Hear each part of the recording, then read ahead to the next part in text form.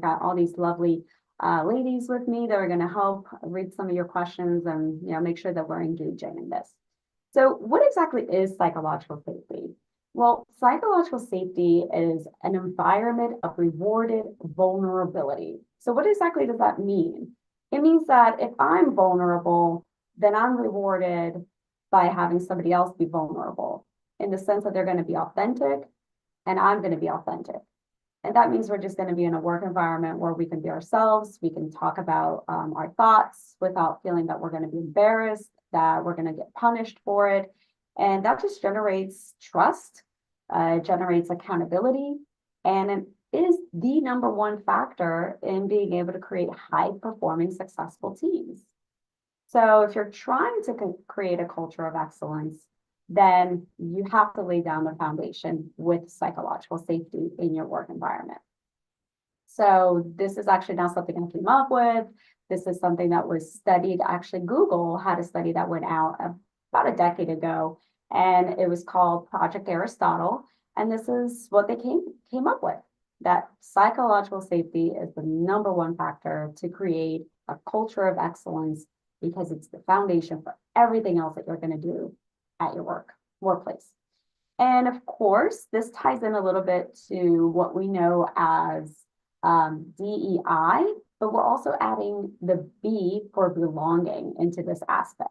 There's going to be a lot of crossover with psychological safety, as well as some of the things that we look into when we're trying to diversify our environment, where we're trying to make sure that there's variety.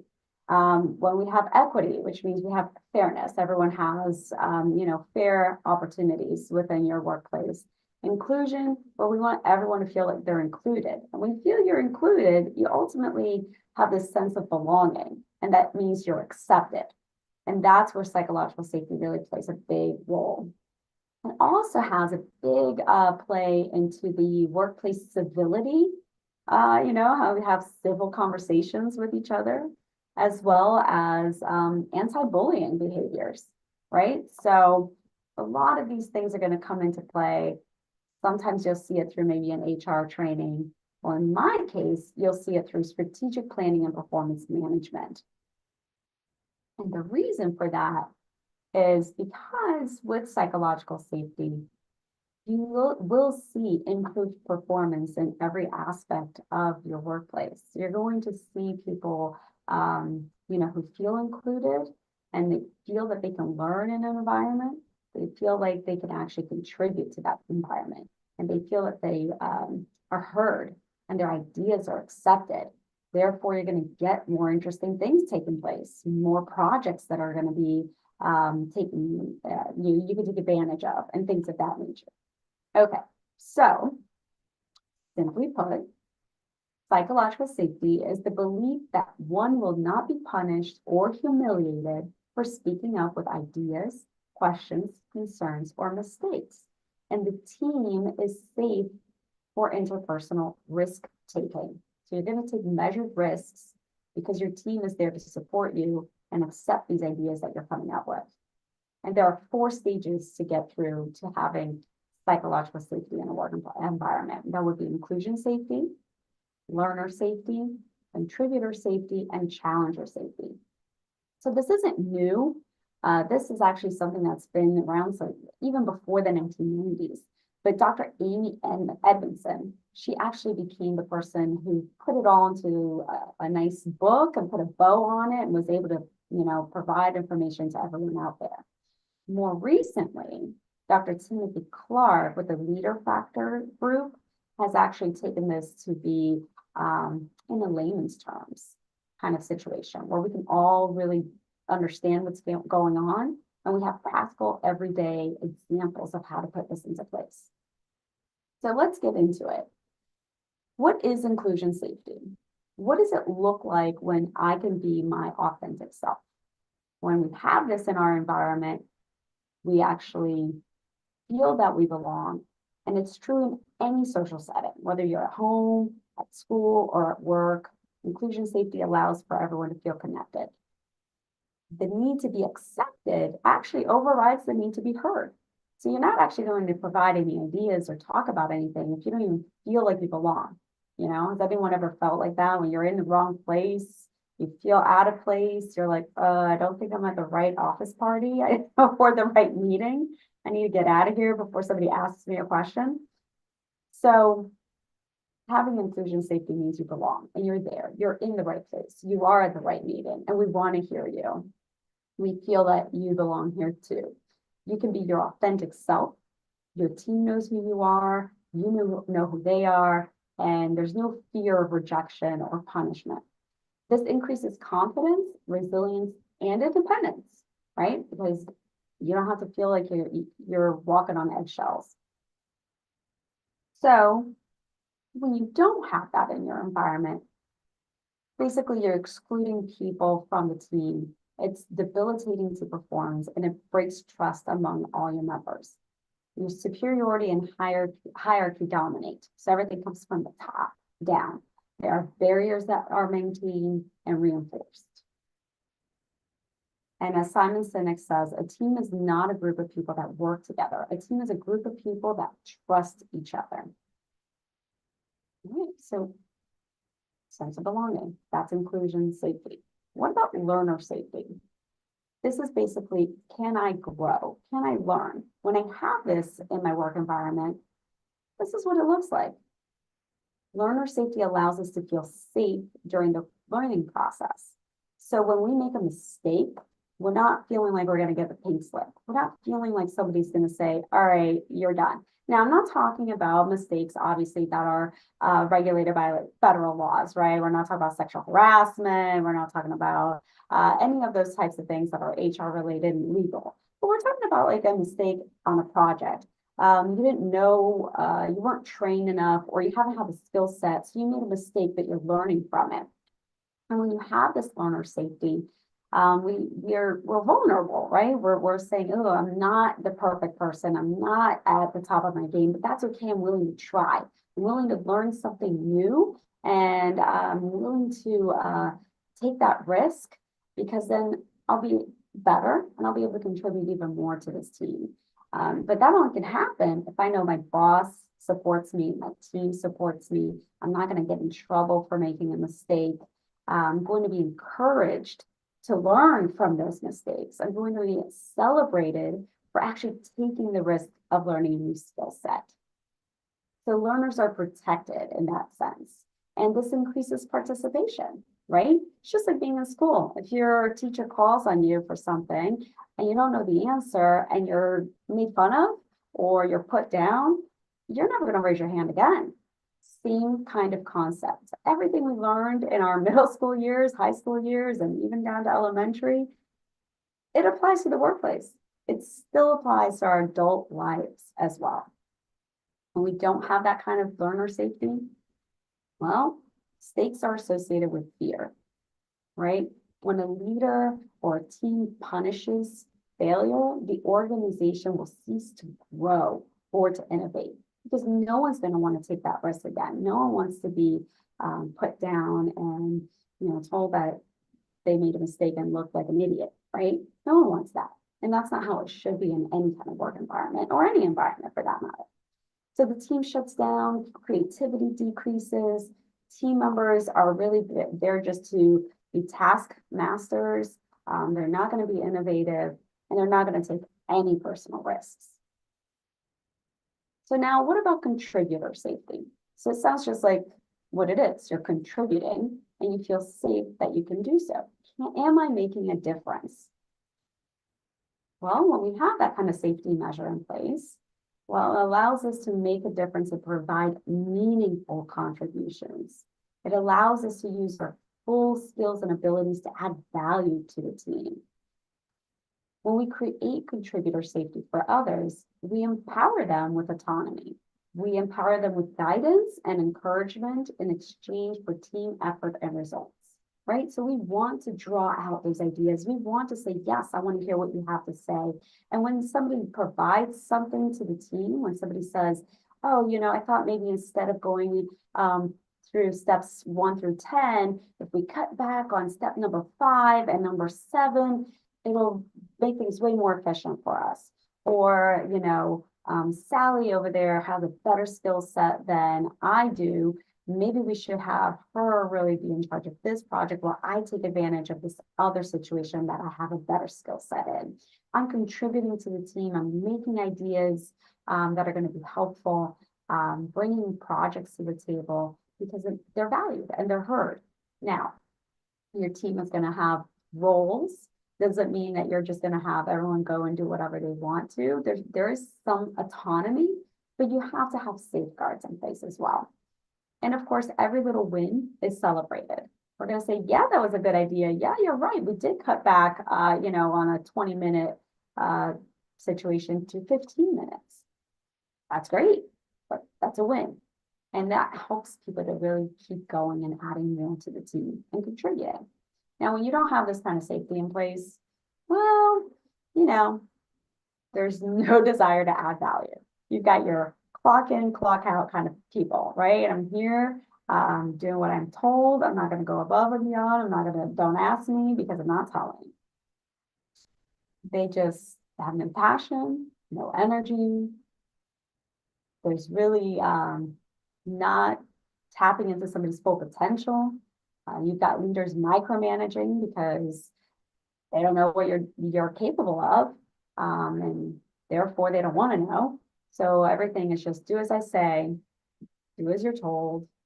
And then you've got team members feeling like they're always the bench warmer, right? They're compared to the leader. They're just sitting there on the sideline waiting for an opportunity that really never comes because what's the point? You're not going to hear me out anyway. I don't feel like I can contribute, so I might as well just sit here. But let's look at the last one, which is challenger safety. So we've got all of this happening, but what about, can I really be candid about change? What about questioning the status quo? Well, when you have challenger safety, that's exactly what you're going to do. You're going to challenge the status quo without retaliation because it really helps to make things better. It's going to create an environment where there's permission for respectful disagreement. And this is where we talked about a little bit of that workplace civility, conversations in a civil manner. It's all about respect. It's all about understanding the other person or hearing the other person's perspective, but respectfully. And you can disagree respectfully, but you're allowing that person to challenge the questions at hand. And you're not really challenging another person, but not necessarily the person, but the ideas, the project, the process in place. And especially where I come from with strategic planning and performance management, we're constantly, challenging the, well, it's always been done this way, mentality. We're constantly looking at making improvements within the process, looking at how we can better reach our goals, reassessing our strategic plans with every department. So if we don't have that challenger safety, if we're not able to question things, well, that just means that no one's going to go anywhere. No one's going to improve. Goals aren't going to be reached. They're always going to be in this failure pattern where challenges are punished. You're looked at as oh, great, here we go again. Marcela's asking how we can change it up. Well, now it's going to be more work for me. And yeah, sometimes that is the case. Challenging the status quo, there's change in place. You're going to have to do a little work up front in order to get a better return on investment at the end.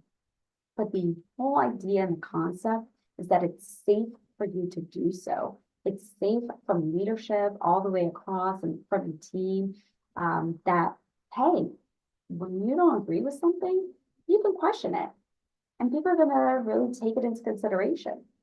Doesn't mean everything's going to go your way, but it does mean that they're going to listen. And some of the ideas you have and some of those challenges might be implemented.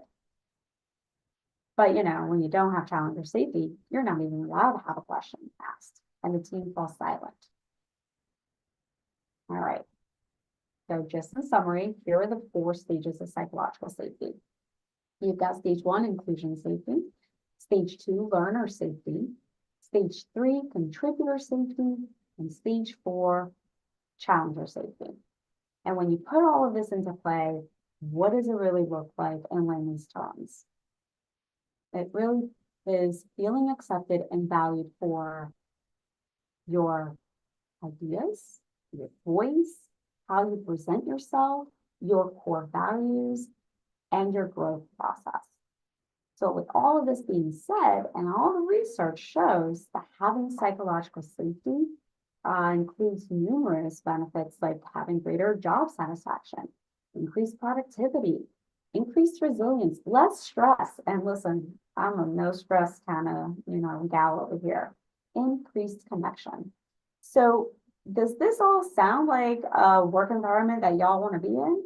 It sounds like a work environment that I want to be in. And that's what we're trying to promote and increase and do here in Palm Beach County. All right, any questions so far? Any comments? Okay. We're going to talk about what psychological safety isn't. Because as much as all this sounds nice and warm and fuzzy, well, it's not all of that. It's not a get out of jail free card. You can't just all of a sudden start saying whatever you want, however you want, right? You're not going to have consequences. You can't just do whatever you want and have, no consequence if it means that you're not doing your job, you're not performing, you're bullying somebody else because, well, it's safe for me to say whatever I want. So I can say it how I want, when I want, to whomever I want. That's not the case either. It's like that whole, yelling fire in a movie theater situation. There are going to be consequences for you doing those types of things too. Ultimately, it doesn't also give you a sense of autonomy that you never had before. You still have a supervisor, director, or boss, or you are that leader that still has to set parameters and guidelines. We all have to abide by the law. We all have to abide by certain things that our individual workplaces require us to abide by, right? And at the end of the day, it's also not about consensus decision making. We don't want groupthink to happen. Just because everyone's throwing out ideas and everyone's saying, yeah, it sounds great, and you want to be nice, and so you agree with everyone, that's not necessarily psychological safety. You then end up having everybody just agreeing with everything you say, regardless of how bad of a decision it is that you're putting out there. So again, all of those 4 stages kind of have to come together into play. You can be respectful and nice, but you're not going to be coddling people either. You're not going to be tattling on people, and you're not going to be in a completely comfortable, comfort setting. As a leader, you want to get your people to step outside of their comfort zone.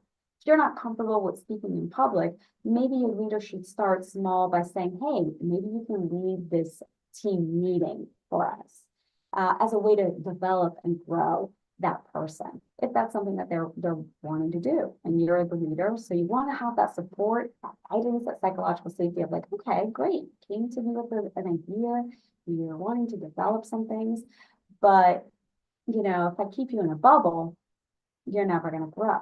So keeping people in that comfort zone, I've always just saying, it's okay, you're not comfortable with that, so therefore I'm not going to push you. That's not psychological safety. That's just coddling.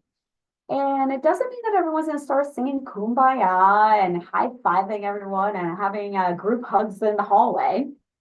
It doesn't mean that. You can still be who you are. You can still, dislike some of the people you still dislike. Not everyone likes me, and I don't like everyone. It's just reality. But it does mean having a sense of respect for the other person's ideas, respect for listening to what they have to say, respect for their work, job, skills that they're bringing to the team. So those are the things that allow us to have individuality, allows us to be diverse, it allows us to, be authentic as to who we are, but still allowing everyone else to do the same thing, right? They're still being authentic and who they are with being respectful as well. And really, psychological safety is not the goal. It's just a tool that we use to achieve team effectiveness, to achieve that higher performance, more innovation, team collaboration, breaking down silos, and those types of things. Okay. And it's not a nice to have, it's the catalyst for creative excellence in teams. All right. So here are a couple of other things. talked a little bit about comfort zones and things of that nature. So safety is not the same as comfort. The job of a leader is not to protect their team from discomfort, it's to protect them from harm. So there's a difference, right? Discomfort is, like I said, that leader that's going to push you to do something that you didn't think you were capable of doing. But it is protecting from harm, like bullying or sexual harassment type of situation. That's where the leader says, okay, now I need to bring in HR. I need to bring in fair employment, programs and things of that nature. Disagreement is not the same as danger. Like we mentioned, we can disagree without being violent. We can disagree without yelling in each other's faces. And that goes back to that workplace civil conversations. I know we saw a lot of this come out of the pandemic. There's a lot of people very passionate about a lot of many different things. And that's okay. Because, a lot of times we hear, oh, you leave your home place at home, your home person, who you are at home, there at home, and work is work, and you leave your work person at work. Well, it doesn't work like that, because we're one person. Wherever we go, we bring ourselves with us, and that includes our baggage too, whether they're good or bad. But we have to learn the proper behaviors associated with professionalism. And it's almost like as if we're relearning some of those things again. We're coming back into society from the pandemic. We're coming back into society from maybe working remotely, where some of us didn't work remotely before. We're coming back from all sorts of different viewpoints, and it's okay to have those, and it's encouraged to have diversity and variety. It's how those viewpoints are discussed. It's how we're putting our ideas out there to the team that's really going to talk to that psychological safety aspect of things. And yeah, psychological safety is risky business sometimes. It means taking risks when it helps the entire team. I'm not going to be this lone ranger out there doing whatever on my own. And then saying the heck with the team and the whole project. I'm just going to do my own thing because no one listens to me anyway. No, it means taking the risk of actually putting the idea out there for the entire team. It means that we're looking at thinking of the whole team, not just me, myself, and I. And I'm looking at it from the perspective of how is this going to propel all of us forward? How is this going to be a benefit for all of us? Is this risk I'm taking going to be something that's just for me, or is it going to provide the whole entire team a benefit?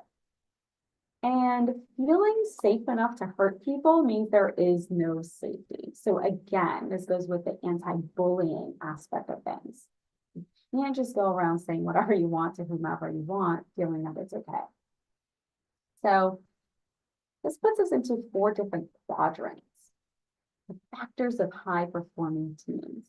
When you have low accountability for meeting demanding goals, but you have some high psychological safety, that puts you into that comfort zone.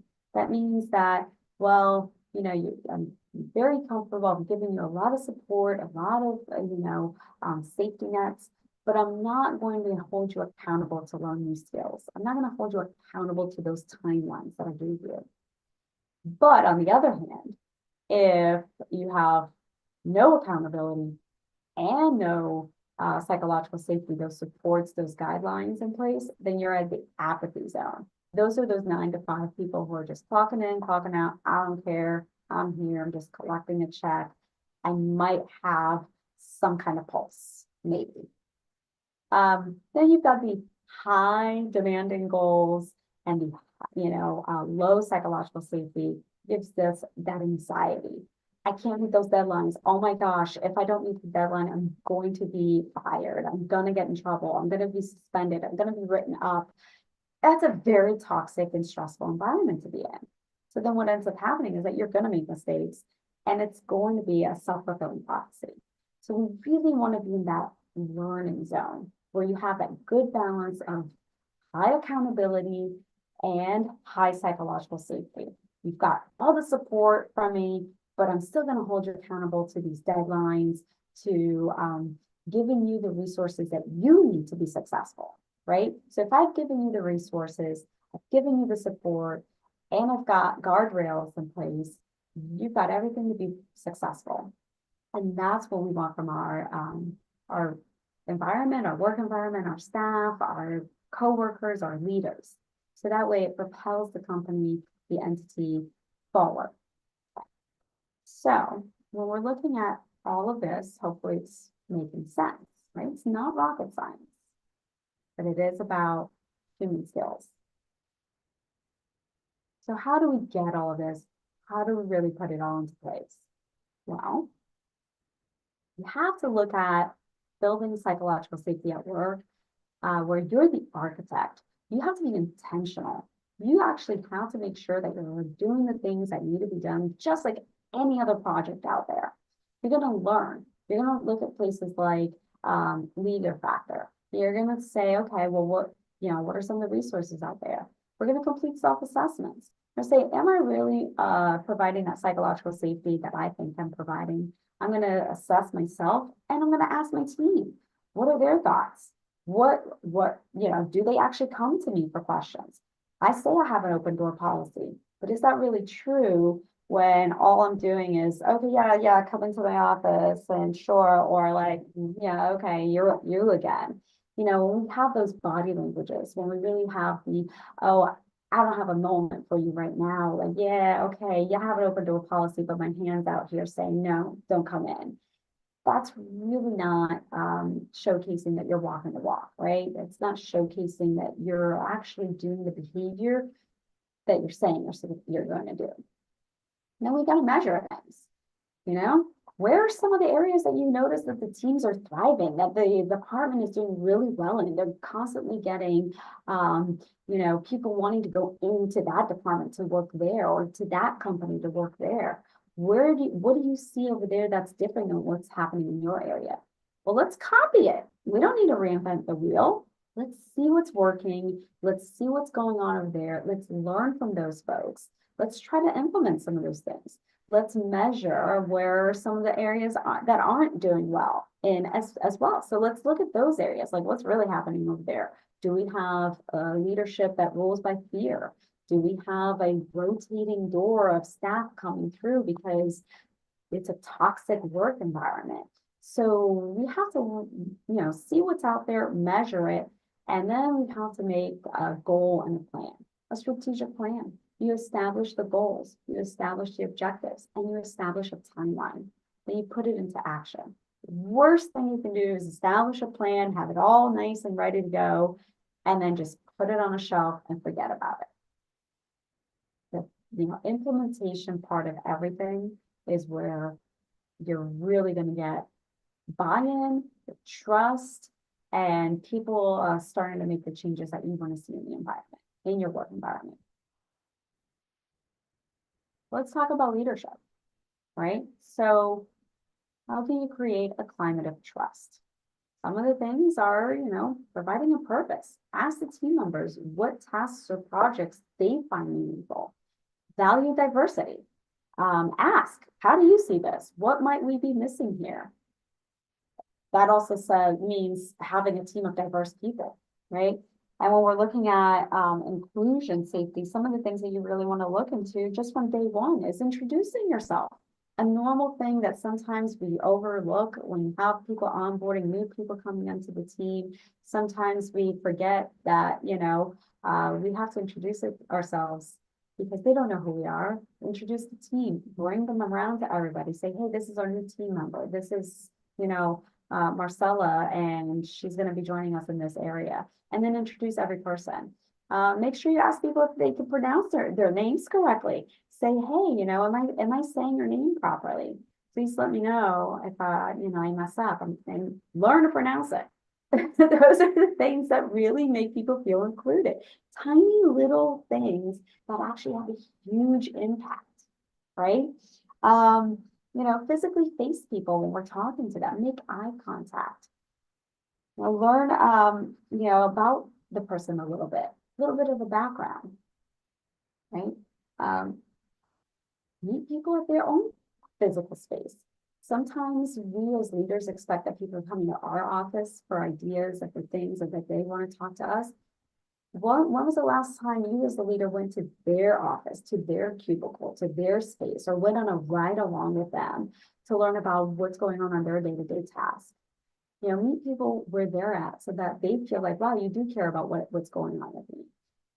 Texas is just as hot as Florida, and sometimes we can disagree on which one's hotter.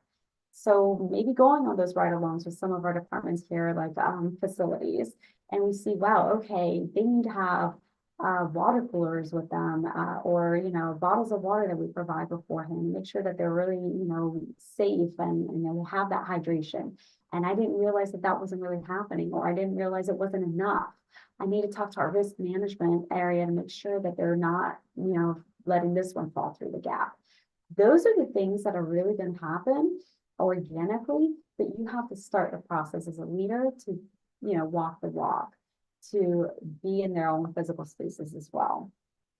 And don't ever hide behind your title or authority, right? So, because at the end of the day, leaders are nobody without their team, right? I'm nobody without all the people that are there doing the day-to-day tasks that need to be done and accomplished. And my leader's nobody without me. So again, we're all connected. We're all part of the big picture. So, and other things too, encourage work-life balance. Make sure that we're being flexible. If it's allowed, if it's possible in your work environment, if there's schedule flexibility, work with your team to put it into place. If somebody does something on a weekend, an outreach event, make sure that they're flexing their time, or they're leaving early or coming late another day during the week. We want to make sure that we're not burning our people out. We're providing opportunities for them to have choices as well. And then we have to model that empathy. We have to model motivation. Okay. So other things that we do as leaders, and we establish that psychological safety, have fun, push back with humor. It's okay to laugh at work. It's okay to enjoy your work environment. It's okay to feel like you connect with the people that you work with. I thought that a lot of times we're working with folks, seeing these people way more than we do our own family members at times, right? We're here for 8-9 hours a day, sometimes more. We're doing things together. We're brainstorming. We're thinking about stuff. So it's okay to have fun. Enjoy the moment. Enjoy the time. Give targeted praise and recognition. When we talk about recognition, give it freely, do it in public, be specific. Marcela, I really enjoyed the way that you had that meeting agenda ready to go, and you had it available to everybody a week before the meeting even started. So I really appreciate you doing that. Thank you. Things of that nature. Now, sometimes it's not easy to do these things. It might not be natural. So as a leader, establish a plan for yourself that you're going to do one thing a day for 7 days or for 2 weeks, where it promotes that psychological safety. Maybe you take one stage at a time. So this week, I'm going to promote one inclusion safety measure per day. So which could be, okay, I'm going to go and ask one of my staff members about, the project they're working on, and make sure that I'm in their space and asking them about it, how they feel and what they would do differently. Then maybe the second week you look into learner safety. Now you're going to talk about some of the things about career paths, development, skills. Is there something missing that I could help you with? Is there something that you want to do while you're here in this work environment that you don't know how to do, but I can make that happen for you, or I can guide you in that right direction, and so forth and so on. And then you want to align your psychological safety measures with your company values and your strategic plan. So Amy Edmondson, which was one of the first people to talk about psychological safety back in the 1990s, said it out really nicely. You want to work in an environment where it's a fearless organization, right? Fear doesn't work in modern organizations anymore. It was an industrial era mindset. are no longer there. We're understanding that human skills, otherwise known as soft skills, are really at the forefront of everything that we're doing. Because we understand that humans and people are the ones that are doing everything that we need to do. And if we're not really investing in our people, then all of those other things for, that we want to accomplish will fall apart. Yes, fear goes does give you some kind of result, but it's short-lived. You're going to get people creating that project or meeting those deadlines or doing what needs to be done, but at the expense of losing really great people at the end. You're going to have people go into that other department that seems a little bit more empathetic, go into that department that's more flexible, go into that other department where the leader is willing to take questions and also learn from the staff. Because I know I'm a subject matter expert, but I'm not an expert on every subject. So I know that I have a good team around me to be able to provide information and the answers to me so I can make the best decisions, for all of us. So psychological safety is not the goal. Again, it's the means to a goal. When we have that psychological safety in place, that's when you're going to see performance go up. That's when you're going to see people who feel valued go above and beyond when they don't even have to. They're going to see that their voices are heard. They're going to go towards that mission with a mindset of this is for the team, or together in this, right? And then you're going to have those 4 quadrants that we talked about, where you have the comfort zone, apathy, learning, and anxiety zone. You're going to try to shoot for that learning zone quadrant. We're going to talk about that with the team on a regular basis. We're going to have assessments back and forth with everyone. We're going to talk about, hey, are we hitting the mark? Are we headed in the right direction? As your leader, I'm going to ask you, are you willing to follow? Am I leading you in the right way? What other ideas would you want to implement in this? And it has to go both ways, back and forth between the leaders and the team. You want to frame the work, building shared understanding of the work and what it means to do it well. You're going to ask good questions and create structures to elicit people's voices. And you're going to respond productively, appreciate, listen, and focus forward. Now, when we tie all of this into our strategic plans and our strategic priorities, we want to make sure that the values and the priorities of the company, the entity, the setting that you're in, are going to make or allow the employees to feel safe about asking, are these really the values and the priorities that we as the employees, jive with? Are we, really doing the right thing? Is this what we set out to do and accomplish?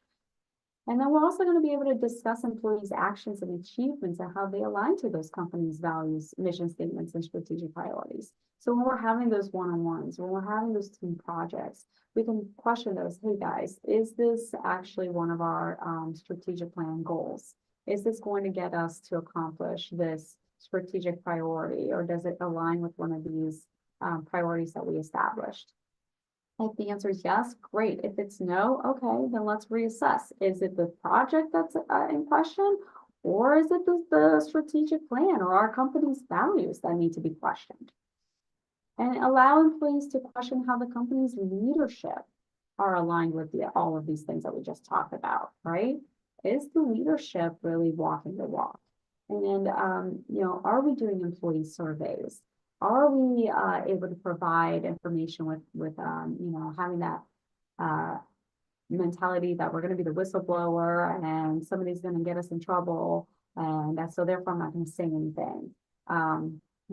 But then when we see things that are good happening, that do align with those values, that do align with our strategic plan, align with our priorities, well, we highlight and reward those things. And so that's how we put all of this into play. And that's how we try to get it all together. And you're going to get all of these, slides. So it's a lot of information to cover, but the final thing I want to mention So these are the 5 things that derail psychological safety: low predictability and reliability, gossip, defensive stance, low tolerance for mistakes, and lack of vulnerability. So in order to get a great team in play, you got to clarify your expectations, set boundaries, model kindness, ask questions, celebrate mistakes, and always be transparent. And that's it, guys. Awesome. Thank you so much again, Marcela. Super informative and such an interesting topic. We did get one. I know we're short on time, but I do want to get to, we had a really good question asked in the Q&A, and so I wanted to get to that. The question is, how would you address an employee who deeply dislikes and doesn't respect a colleague based on historical issues that were not addressed? This employee refuses to be fake and will not interact with this other person more than is absolutely business necessary. Yeah, well, listen, like we said, when you have psychological safety, again, it doesn't mean everyone's going to start being best friends and we're all going to, hold hands and go dancing in the prairie. It doesn't work like that. People still don't have to like everyone, and you have to have the respect and the performance aspect of things. So if you are looking at the things that are not personality based, or the aspect of, is the project getting done? Is the performance, according to what my expectations are? Then it's okay that they don't like each other. As long as there isn't disrespect, where they're cussing each other out, where there are threats or violence that is taking place. And you have diversity. Sometimes you might want to have to step in and say, hey, we're still in a professional environment. I'm going to be supportive of both of you where the project is at hand. But at the end of the day, people make their own decisions too. Sometimes the environment's not right for them, and people do move on. Or, then you gotta get HR involved if it gets to that point, if it escalates above that.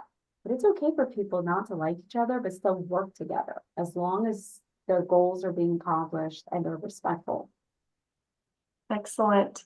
Well, before we wrap, I also want to introduce my amazing colleague, Kim, since I didn't do that at the beginning. But Kim is our client services manager and fairly new to SGR, but already doing great things and enjoys working with people. So if you need anything or have questions, I know she's always willing to chat. Reach out to her via phone or email. Her information's on our website at governmentresource.com. And then I'll also drop the link to next week's webinar in the chat, which is going to be on AI for public works featuring Micah Gaudet. So Marcela, again, I want to say thank you so much for joining us. Thank you for spreading this word and knowledge. It's so helpful for all of us. I think we've all been in situations where we can think back and apply some of this, and we'll also encounter those in the future. So we appreciate you and appreciate everybody being here, and look forward to seeing you all again next week. Thank you so much for the opportunity. And if anyone has questions, call me. I'm here. Perfect. Thank you again, everyone. Appreciate you. Bye.